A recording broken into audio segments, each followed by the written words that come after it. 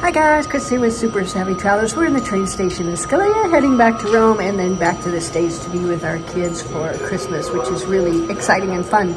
But we have a lot of things planned for next year. First of all, I wanted to let you know that if you are intending to rent out your holiday home for short-term rentals, you are going to need what's called a CIN number, and that's an identification number, really for tax purposes.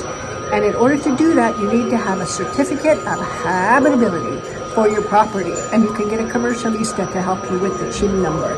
You are not going to be allowed to list your property on Airbnb or Booking without the CIN number. So just a little heads up, that starts 1st January 25. So there you go. Secondly, if you're looking for long-term rentals because you want to come over here, you want to get your residency or you want to get your citizenship and you need a rental contract, definitely give us a shout, because we have several people that we know that have long-term rentals, and we have a couple as well. There's one in the historic center of Scalea, which we do also use as a short-term rental, but it is available as a long-term rental, and the people who have stayed there have raved about it. And in Puglia, there are some other properties available for short and long-term rentals as well.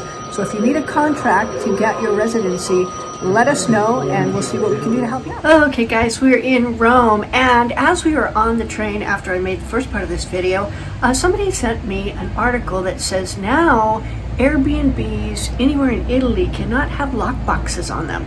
So there goes your contactless entry.